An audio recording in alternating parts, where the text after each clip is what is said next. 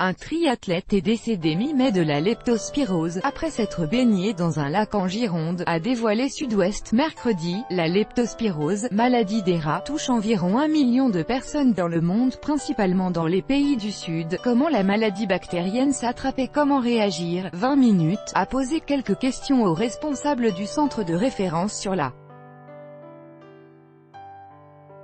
leptospirose. Comment être sûr que quelques brasses ou une sortie kayak cet été dans un lac ne risque pas de vous envoyer aux urgences? À la mi-mai, un triathlète de 44 ans qui fréquentait le lac des Dagues à Libourne est décédé après avoir contracté la leptospirose, également baptisée la maladie des rats, car elle se transmet notamment par l'urine des rongeurs.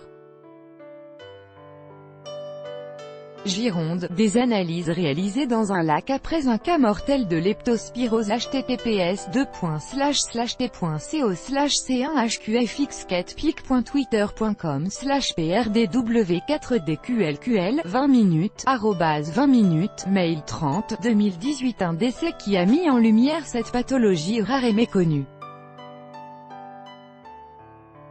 Pour en savoir plus sur les symptômes, risques et traitements, 20 minutes a interviewé Mathieu Picardo, responsable du centre de référence de la leptospirose à l'Institut Pasteur.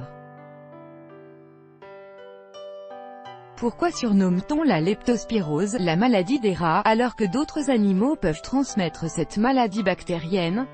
En effet, tous les mammifères sont porteurs de cette bactérie, mais les rats en sont les principaux réservoirs. D'abord parce qu'on les retrouve partout sur la surface du globe, dans les zones rurales comme urbaines. Mais surtout parce que seuls les rongeurs, rats, souris, ragondins, sont des porteurs asymptomatiques de la maladie. On ne peut donc pas savoir qu'ils sont atteints, alors que les autres animaux développeront une maladie des reins. On a découvert cette maladie il y a un siècle exactement, en 1918. Les premières souches ont été retrouvées dans les tranchées de Verdun, où les inondations et conditions sanitaires difficiles étaient favorables aux épidémies de leptospirose.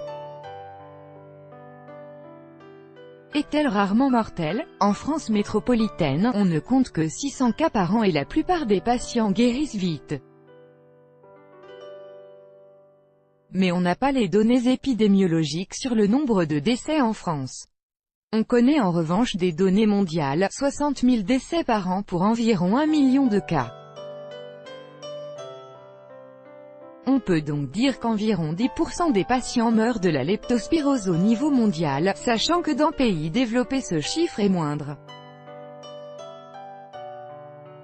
Comment risque-t-on de l'attraper? Au contact des déjections des animaux porteurs.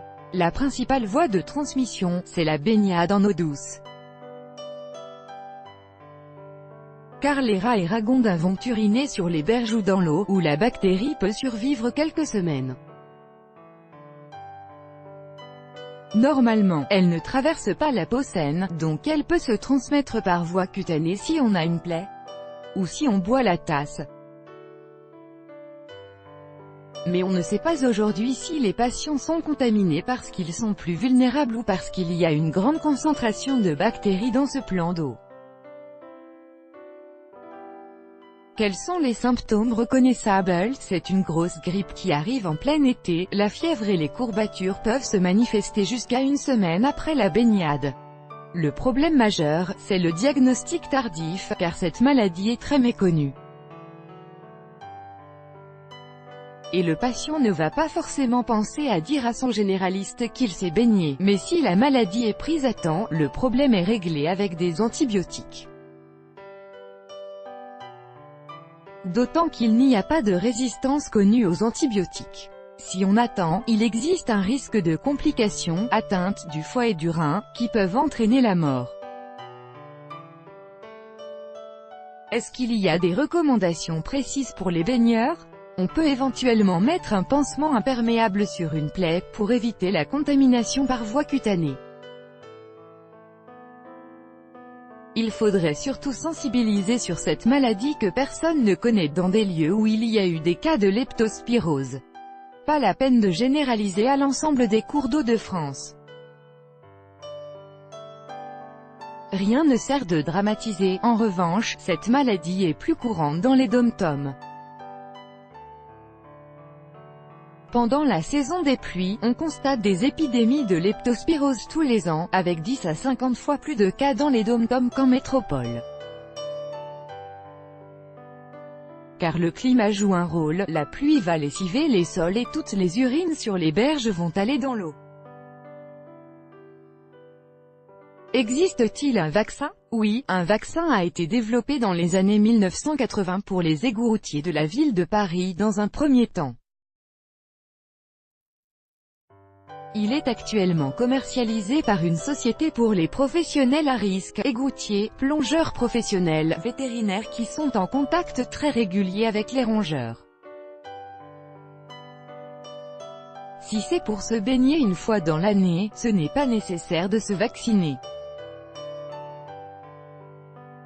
Quand aura-t-on les résultats de l'analyse de l'eau du lac des Dagues à Libourne, dans lequel le triathlète s'est baigné et est décédé d'une leptospirose?